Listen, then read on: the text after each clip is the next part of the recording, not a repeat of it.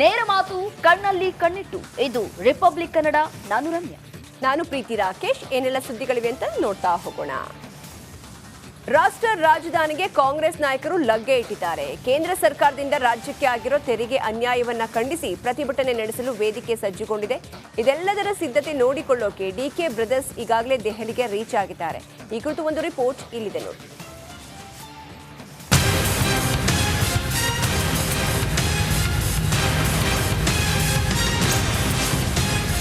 ಕೇಂದ್ರ ಮತ್ತು ರಾಜ್ಯದ ಮಧ್ಯೆ ತೆರಿಗೆ ಫೈಟ್.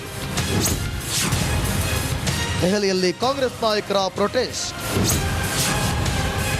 ಜಂತರ್ ಮಂತರ್ ಅಖಾಡಕ್ಕೆ ಡಿಕೆ ಬ್ರದರ್. ಕೇಂದ್ರ ಸರ್ಕಾರದ ವಿರುದ್ಧ ಕಾಂಗ್ರೆಸ್ ರಣಕಹಳೆ ಮೊಳಗಿಸಿದೆ. ಫೆಬ್ರವರಿ 7ರಂದು ರಾಷ್ಟ್ರ ರಾಜಧಾನಿಯಲ್ಲಿ ಪ್ರೊಟೆಸ್ಟ್ ನಡೆಸೋಕೆ ಅಖಾಡ ಅಣಿಯಾಗಿದೆ. ಇದರ ಬೆನ್ನಲ್ಲೇ ದೆಹಲಿ ಜಂತರ್ ಮಂತರ್ಗೆ ಭೇಟಿ ನೀಡಿದ ಡಿಕೆ ಶಿವಕುಮಾರ್ ಸ್ಥಳ ಪರಿಶೀಲನೆ ನಡೆಸಿದರು.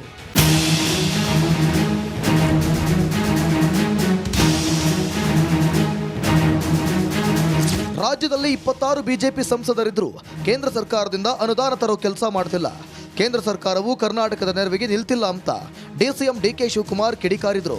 26 ಜನ MP ಇದ್ರು ಅವ್ರ ಹತ್ರ, ಈಗ 27 ಆಗ್ಬಿಟ್ಟವ್ರೆ. ಅವರು ಯಾರು ಒಂದಿನ ಹೋಗಿ ಫೈನಾನ್ಸ್ ಮಿನಿಸ್ಟ್ರು ನೋಡಲಿಲ್ಲ, ಪ್ರೈಮ್ ಮಿನಿಸ್ಟ್ರು ನೋಡಲಿಲ್ಲ, ಹೋಮ್ ಮಿನಿಸ್ಟ್ರು ನೋಡಲಿಲ್ಲ, ಏನೂ ಇಲ್ಲ. ಬರಗಾಲ ಬಂತಲ್ಲ, ಆ ಬರಗಾಲಕ್ಕಾರು ದುಡ್ಡು ಕೊಡಿಸಲಿಲ್ಲ. ಎರಡನೇದು, ಆ ಕೂಲಿ ಮಾಡೋರಿಗೂ ದುಡ್ಡು ಕೊಡಿಸಲಿಲ್ಲ. ಕೇಂದ್ರ ಬಜೆಟ್ನಲ್ಲಿ ರಾಜ್ಯಕ್ಕೆ ಆಗಿರೋ ಅನ್ಯಾಯವನ್ನ ಖಂಡಿಸಿ ಫೆಬ್ರವರಿ 7ರಂದು ಜಂತರ್ ಮಂತರ್ನಲ್ಲಿ ಪ್ರತಿಭಟನೆ ನಡೆಸಲಾಗ್ತಿದೆ. ಇದು ಜಸ್ಟ್ ಕಾಂಗ್ರೆಸ್ನ ಹೋರಾಟವಲ್ಲ, ಕೇಂದ್ರ ಸರ್ಕಾರದ ವಿರುದ್ಧ ರಾಜ್ಯ ಸರ್ಕಾರದ ಹೋರಾಟವಾಗಿದೆ. ಈ ಹೋರಾಟಕ್ಕೆ ಕಾಂಗ್ರೆಸ್ನ ಎಲ್ಲ ನಾಯಕರು ಕೈ ಜೋಡಿಸ್ತಾರೆ ಎಂದರು. ಇನ್ನು ಮಿಕ್ಕಿದ್ದ ಸ್ಟ್ಯಾಟಿಸ್ಟಿಕ್ಸ್ ಎಲ್ಲ ಮುಖ್ಯಮಂತ್ರಿಗಳೆಲ್ಲ ಬೆಳಗ್ಗೆ ತಿಳಿಸಿದ್ದಾರೆ. ಸೊ ಒಂದು 4-5 ಜನ ಸ್ವಲ್ಪ ಆರೋಗ್ಯದ ಪರಿಸ್ಥಿತಿ ಬೇರೆ ಇದರಿಂದ 4 ಜನ ಏನೋ ಬರೋದಿಲ್ಲ ಅಷ್ಟೇ.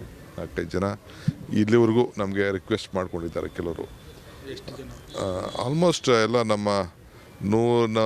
ನಮ್ಮ ಪಕ್ಷೇತರ ಶಾಸಕರು ಅಸೋಸಿಯೇಟ್ ಆಗಿರೋರು ಅವರು ಎಲ್ಲ ಬರ್ತಾರೆ. ಮಿಕ್ಕಿದೆಲ್ಲ ಶಾಸಕರು, ನಮ್ಮ MLCಗಳು, ನಮ್ಮ MP ಗಳಿಗೆಲ್ಲ ತಿಳಿಸಿದ್ದೇವೆ, ಎಲ್ಲ ಬರ್ತಾರೆ. ಇನ್ನು ದೆಹಲಿಯಲ್ಲಿ ಕಾಂಗ್ರೆಸ್ ನಡೆಸ್ತಿರೋ ಪ್ರತಿಭಟನೆಯು ಒಂದು ಸ್ಟಂಟ್ ಅಷ್ಟೇ ಅಂತ ಮಾಜಿ ಮುಖ್ಯಮಂತ್ರಿ ಬಸವರಾಜ ಬೊಮ್ಮಾಯಿ ಆರೋಪಿಸಿದರು. ಲೋಕಸಭಾ ಚುನಾವಣೆಯಲ್ಲಿ ಎಲ್ಲ 28ಕ್ಕೆ 28 ಸೀಟು ಕೈ ಬಿಡ್ತಾವಂತ ಭಯ ಇದೆ, ಮೋದಿಯವ್ರ ಭಯ ಇದೆ. ಅದಕ್ಕಾಗಿ ಅವ್ರ ಮೇಲೆ ಆರೋಪಗಳನ್ನು ಮಾಡಿ ಗೂಬೆ ಕುಂದಿರಿಸುವಂಥ ಪ್ರಯತ್ನ ಮಾಡ್ತಾ ಇದ್ದಾರೆ. ಇದೊಂದು ರಾಜಕೀಯ ಸ್ಟಂಟು. ದಿಲ್ಲಿಗೆ ಅವರು ಹೋಗಿ ಅಲ್ಲಿ ಏನು ಮಾಡ್ತಾ ಇದ್ದಾರೆ, ಇದೊಂದು ದೊಡ್ಡ ರಾಜಕೀಯ ಸ್ಟಂಟು. ಇನ್ನು ಇದೊಂದು ಪೊಲಿಟಿಕಲ್ ಸ್ಟಂಟ್ ಎಂದಿರೋ ಮಾಜಿ ಸಿಎಂ ಬೊಮ್ಮಾಯಿ ಅವರಿಗೂ ಡಿಕೆ ಶಿವಕುಮಾರ್ ಕೌಂಟರ್ ಕೊಟ್ಟರು.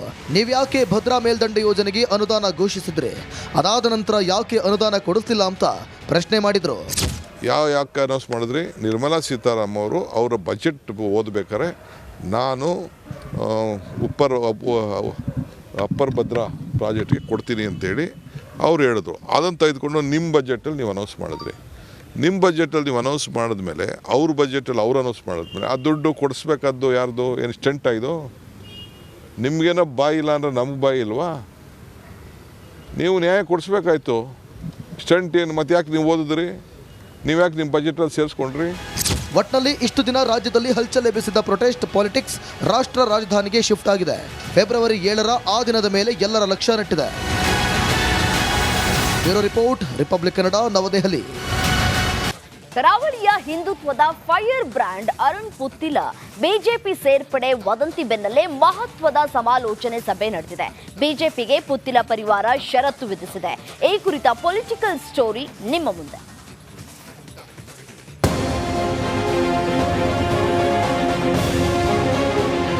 ವಿಧಾನಸಭಾ ಚುನಾವಣೆ ಬಳಿಕ ಪುತ್ತಿಲ ಪರಿವಾರ ಕರಾವಳಿಯಲ್ಲಿ ಬಿಜೆಪಿ ವಿರುದ್ಧ ಸಿಡಿದು ನಿಂತ ಅಪ್ಪಟ ಹಿಂದೂ ಸಂಘಟನೆ.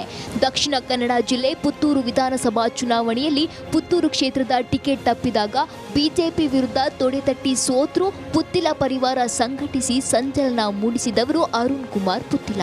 ಲೋಕಸಮರ ಹತ್ತಿರವಾಗ್ತಿದ್ದಂತೆ ಅರುಣ್ ಕುಮಾರ್ ಪುತ್ತಿಲ ಮರಳಿ ಮಾತೃ ಪಕ್ಷಕ್ಕೆ ಸೇರ್ಪಡೆ ಬಗ್ಗೆ ಚರ್ಚೆ ನಡೆಯುತ್ತಿದೆ. ಆದರೆ ಯಾವುದೇ ತಾರ್ಕಿಕ ಅಂತ್ಯ ಕಾಣ್ತಿಲ್ಲ. ಹೀಗಾಗಿ ಪುತ್ತಿಲ ಪರಿವಾರ ಬೃಹತ್ ಸಮಾಲೋಚನಾ ಸಭೆ ಮಾಡಿ ಬಿಜೆಪಿಗೆ 3 ದಿನಗಳ ಗಡುವು ನೀಡಿದೆ. 3 ದಿನಗಳ ಒಳಗೆ ಪುತ್ತೂರು ಗ್ರಾಮಾಂತರ ಮತ್ತು ನಗರ ಮಂಡಲ ಒಟ್ಟು ಸೇರಿಸಿ ಅಧ್ಯಕ್ಷ ಸ್ಥಾನ ನೀಡಬೇಕೆಂಬುದು ಷರತ್ತು ವಿಧಿಸಿದೆ. ಇನ್ನು ಪುತ್ತಿಲ ಪರಿವಾರದ ಷರತ್ತಿಗೆ ಒಪ್ಪದೇ ಇದ್ದಲ್ಲಿ ಚುನಾವಣಾ ರಾಜಕೀಯಕ್ಕೆ ಧುಮುಕೋದಾಗಿ ಎಚ್ಚರಿಕೆ ನೀಡಿದೆ. ಯಾವುದೇ ಕಾರಣಕ್ಕೂ ಕ್ಷಮೆ ಕೇಳಿ ಪುತ್ತಿಲ ಪರಿವಾರ ವಿಸರ್ಜಿಸಿ ಸೇರ್ಪಡೆ ಆಗುವುದಿಲ್ಲ. ವಿಲೀನಗೊಳಿಸಿ ಪುತ್ತಿಲ ಪರಿವಾರದ ಚಟುವಟಿಕೆ ಮುಂದುವರಿಯುತ್ತದೆ ಅಂತ ಅರುಣ್ ಕುಮಾರ್ ಪುತ್ತಿಲ ಹೇಳಿದ್ದಾರೆ. ವಿಲೀನಗೊಳ್ಳತಕ್ಕಂಥ ವ್ಯವಸ್ಥೆ ಆದಾಗ ಮುಂದಿನ ದಿವಸದಲ್ಲಿ ಸಾಮಾಜಿಕ ಕೆಲಸ ಕಾರ್ಯಗಳಿಗೆ ಟ್ರಸ್ಟ್ನ ಮುಖಾಂತರ ಒಂದಷ್ಟು ಶಕ್ತಿಯನ್ನು ಕೊಡ್ತಕ್ಕಂಥ ಕೆಲಸ ಕಾರ್ಯವನ್ನು ನಮ್ಮವರು ಮಾಡಲಿಕ್ಕಿದೆ. ಪುತ್ತಿಲ ಪರಿವಾರದ ಬೇಡಿಕೆಗೆ ಒಪ್ಪಿ ಅರುಣ್ ಕುಮಾರ್ ಪುತ್ತಿಲ ಹಾಗೂ ಪರಿವಾರದ ಕಾರ್ಯಕರ್ತರನ್ನ ಬಿಜೆಪಿ ಸೇರ್ಪಡೆ ಮಾಡಿಕೊಳ್ಳುತ್ತಾ ಇಲ್ವಾ ಅನ್ನೋದು 3 ದಿನಗಳಲ್ಲಿ ಗೊತ್ತಾಗಲಿದೆ. ದಿನೇಶ್ ಕಾಶಿಪಟ್ನ, ರಿಪಬ್ಲಿಕ್ ಕನ್ನಡ, ಮಂಗಳೂರು. ಲೋಕಸಭಾ ಚುನಾವಣಾ ಅಖಾಡ ದಿನದಿಂದ ದಿನಕ್ಕೆ ಕಾವೇರ್ತಾ ಇದೆ. ಎಲೆಕ್ಷನ್ಗೆ ಕೆಲವೇ ತಿಂಗಳು ಬಾಕಿ ಇರುವಾಗಲೇ ಕಾಂಗ್ರೆಸ್ ಮತ್ತು ಜೆಡಿಎಸ್ ಸರ್ವೆ ಲೆಕ್ಕಾಚಾರದಲ್ಲಿದೆ. ಅಳೆದವು ತೂಗಿ ಅಭ್ಯರ್ಥಿ ಆಯ್ಕೆ ಮಾಡಲು ಜೆಡಿಎಸ್ ಸರ್ವೆಗೆ ಮುಂದಾಗಿದ್ರೆ, ಇತ್ತ ಕೈಪಡೆ ಈಗಾಗಲೇ ಸರ್ವೆ ಕಾರ್ಯ ಮಾಡಿ ಮುಗಿಸಿದೆ. ಈ ಕುರಿತ ಒಂದು ರಿಪೋರ್ಟ್ ಇಲ್ಲಿದೆ.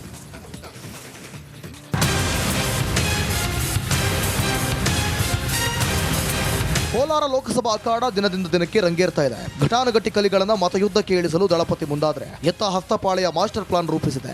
ಜನರ ನಾಡಿಮಿಡಿತ ನೋಡಿಕೊಂಡು ಸೂಕ್ತ ಅಭ್ಯರ್ಥಿಗೆ ಮಣೆ ಹಾಕಲು ಕಾಂಗ್ರೆಸ್ ಮತ್ತು ಜೆಡಿಎಸ್ ಪಕ್ಷಗಳು ರಣತಂತ್ರ ರೂಪಿಸುತ್ತಿವೆ. ಮಂಡ್ಯ, ಹಾಸನ ಜೊತೆಗೆ ಕೋಲಾರ ಕ್ಷೇತ್ರ ಬಿಟ್ಟುಕೊಡುವಂತೆ ಜೆಡಿಎಸ್ ವರಿಷ್ಠರು ಬಿಜೆಪಿಗೆ ಒತ್ತಾಯ ಮಾಡುತ್ತಿದೆ. ಈ ನಿಟ್ಟಿನಲ್ಲಿ ಮುಳಬಾಗಿಲು ಸಮೃದ್ಧಿ ಮಂಜುನಾಥ್ ಅವರನ್ನ ಕೋಲಾರ ಲೋಕಸಭಾ ಕ್ಷೇತ್ರಕ್ಕೆ ಜೆಡಿಎಸ್ ಅಭ್ಯರ್ಥಿಯನ್ನಾಗಿ ಮಾಡಲು ಪಕ್ಷ ಚಿಂತನೆ ನಡೆಸ್ತಾ ಇದೆ. ಇದರ ಜೊತೆಗೆ ನಿಸರ್ಗ ನಾರಾಯಣಸ್ವಾಮಿ ಮತ್ತು ಮಲ್ಲೇಶ್ ಬಾಬು ಅವರುಗಳು ಕುರಿತು ಸರ್ವೆ ಮಾಡಿಸಲು ಜೆಡಿಎಸ್ ಪಕ್ಷ ಮುಂದಾಗಿದೆ. ಸೊ ಈಗಾಗಲೇ ಕೋಲಾರ ಮತ್ತು ಮಂಡ್ಯ, ಹಾಸನ ಕ್ಷೇತ್ರವನ್ನು ಚುರುಕಾಗೊಳಿಸಬೇಕು, ಮತ್ತೊಂದು ಕ್ಷೇತ್ರವನ್ನು ಇದು ಮಾಡೋಕ್ಕಂತ ಹೈಕಮಾಂಡ್ ಸೂಚನೆ ಕೊಟ್ಟಿದೆ. ಸೊ ಅದ್ರ ಪ್ರಕಾರವೇ ಲೋಕಸಭಾ ಏನು ನಮ್ಮ ಕೋಲಾರ ಜಿಲ್ಲೆ ಲೋಕಸಭಾ ಕ್ಷೇತ್ರವನ್ನು ಸೊ ಈಗಾಗಲೇ ನಾವು ಮನವಿಯನ್ನು ಮಾಡಿದ್ದೀವಿ. ಯಾಕಂದರೆ ವೋಟಿಂಗ್ ಫ್ಯಾಕ್ಟರ್ ಬಂದಾಗ ನಾವು ಯಥೇಚ್ಛವಾಗಿ ಜಾಸ್ತಿ ಇರೋ ಕಾರಣವಾಗಿ ಸೊ ಜೆಡಿಎಸ್ ತಕ್ಕೆ ಬರಬೇಕು ಅಂತ ನಾವು ಮನವಿ ಮಾಡಿದ್ದೀವಿ. ಹೈಕಮಾಂಡ್ ಕೂಡ ಅವರಿಗೆ ಮನವಿ ಮಾಡಿದ್ದಾರೆ. ಸೊ ಅದರಿಂದ ಬಹುತೇಕವಾಗಿ ನಮಗೆ ಖಚಿತವಾಗಿದೆ. ಅದರಿಂದ ಸೊ ಕ್ಯಾಂಡಿಡೇಟ್ ಯಾರು ಆಗ್ತೀರಿ ಅನ್ನೋದನ್ನು ಅಭಿಪ್ರಾಯವನ್ನು ಮಾಡಿದ್ದಾರೆ. ಅವರೇ ಒಂದು 3 ಜನ ಕ್ಯಾಂಡಿಡೇಟ್ಗಳನ್ನ ಏನು ಇದು ಕೊಟ್ಟಿದ್ದಾರಂತೆ, ಸರ್ವೆ ರಿಪೋರ್ಟ್ ಕೊಟ್ಟಿದ್ದಾರಂತೆ. ಇನ್ನು ಕಳೆದ ಬಾರಿ ಸ್ವಪಕ್ಷದಿಂದಲೇ ಕ್ಷೇತ್ರ ಕೈಚೆಲ್ಲಿದ ಪರಿಣಾಮ ಕಾಂಗ್ರೆಸ್ ಎಚ್ಚರಿಕೆ ಹೆಜ್ಜೆ ನೀಡಲು ಮುಂದಾಗಿದೆ. ಈ ಹಿನ್ನೆಲೆ ಮಾಜಿ ಸಂಸದ ಕೆಎಚ್ ಮುನಿಯಪ್ಪ ಸೇರಿ ಕೆಲ ಆಕಾಂಕ್ಷಿಗಳ ಅಭ್ಯರ್ಥಿಗಳ ಸರ್ವೆ ಕಾರ್ಯ ಮಾಡಿಸಿದೆ. ಅದರಲ್ಲಿ ಕೆಲ ಅಭ್ಯರ್ಥಿಗಳ ಸರ್ವೆ ಕಾರ್ಯ ಮಾಡಿಸಿದ್ದು ಗೆಲ್ಲುವ ಕುದುರೆಗೆ ಟಿಕೆಟ್ ನೀಡಲು ಕಾಂಗ್ರೆಸ್ ಮುಂದಾಗಿದೆ. ಕೋಲಾರ ಎಲ್ಲ ಸರ್ವೆ ಮಾಡಿದ್ವಿ, ಗೆಲ್ತದೆ ಅಂತ ಹೇಳ್ಬಿಟ್ಟು ನಮಗೆ ಸರ್ವೆ ರಿಪೋರ್ಟ್ ಬಂದಿದೆ. ಯಾವುದೇ ಅಭ್ಯರ್ಥಿ ಆಗ್ತದೆ ಗೆಲ್ತೀವಿ ಅಂತ ಹೇಳಿದರೆ ನೋಡೋಣ. ಎಲ್ಲ ವರಿಷ್ಠರಿದ್ದಾರೆ, ಎಲ್ಲ ಸೇರ್ಕೊಂಡು ಕಾಂಗ್ರೆಸ್ ಪಕ್ಷ ಅನ್ನೋದು ಸಮುದ್ರ. ಈಗ ನಮ್ಮ ಮಂಜುನಾಥ್ ಅವರು ಕೋಲಾರದಲ್ಲಿ MLA ಆಗ್ತಾರೆ ಅಂತ ಕನಸು ಬಂದಿತ್ತಾ? ಇಲ್ಲಿ ಕ್ಷೇತ್ರದ ಒಡನಾಟ ಇಟ್ಕೊಂಡಿದ್ರು. ಕ್ಷೇತ್ರದ ಒಡನಾಟ ಇಟ್ಕೊಂಡಿದ್ದಕ್ಕೆ ಅದನ್ನ ಗೆಲ್ಸಿದ್ದು ಹೈಕಮಾಂಡ್ ತೀರ್ಮಾನ ಮಾಡಿದ್ವಾಗ ನಿಂತ್ಕೊ ಅಂತಪ್ಪ ಬಂದು ನಿಂತ್ಕೊಂಡ್ಬಿಟ್ರು. ಏನೂ ಗೊತ್ತಿಲ್ದಿರಂಗೆ ಬಂದು ನಿಂತ್ಕೊಂಡ್ಬಿಟ್ರೆ ಮಂಜುನಾಥ್ ಗೆಲ್ತಾ ಇದ್ರ. ಕ್ಷೇತ್ರದ ಜೊತೆ ಒಡನಾಟ ಇಟ್ಕೊಂಡಿದ್ರು. ಅದೇ ಥರ ಹಲವಾರು ಜನ ಇವತ್ತು ಕ್ಷೇತ್ರದ ಜನಗಳೊಡನೆ ಒಡನಾಟ ಇಟ್ಕೊಂಡು ಯಾರಿಗೆ ಸೀಟ್ ಕೊಡಲಿ ಗೆಲ್ಲಿಸ್ತೀವಿ ಅಂತ ಹೇಳುವಂಥ ಪರಿಸ್ಥಿತಿ ಕೋಲಾರದಲ್ಲಿ ಬಂದಿದೆ. ಅದೇ ಪ್ರಕಾರ ಓಡಾಡ್ತಾ ಇದ್ದಾರೆ. ಅದರಲ್ಲಿ ತಪ್ಪು ಅಂತ ಹೇಳಕ್ಕೆ ಕೋಲಾರ ಲೋಕಸಭಾ ಕ್ಷೇತ್ರ ದಿನೇ ದಿನೇ ರಂಗೇರ್ತಾ ಇದೆ. ಕಾಂಗ್ರೆಸ್ ಮತ್ತು ಜೆಡಿಎಸ್ ಎಚ್ಚರಿಕೆಯಿಂದ ಚುನಾವಣೆ ಎದುರಿಸಲು ರಣತಂತ್ರ ರೂಪಿಸುವ ಜೊತೆಗೆ ಸರ್ವೆ ಕಾರ್ಯಕ್ಕೆ ಮುಂದಾಗಿದೆ. ಬಿಜೆಪಿ ಪಕ್ಷ ಜೆಡಿಎಸ್ ಮೈತ್ರಿಯಿಂದ ಹಾಲಿ ಸಂಸದರು ಹೈಕಮಾಂಡ್ ತೆಗೆದುಕೊಳ್ಳುವ ತೀರ್ಮಾನಕ್ಕೆ ಕಾದು ಕುಳಿತುಕೊಳ್ಳುವ ಪರಿಸ್ಥಿತಿ ನಿರ್ಮಾಣವಾಗಿದೆ. ಸುರೇಶ್, ರಿಪಬ್ಲಿಕ್ ಕನ್ನಡ, ಕೋಲಾರ.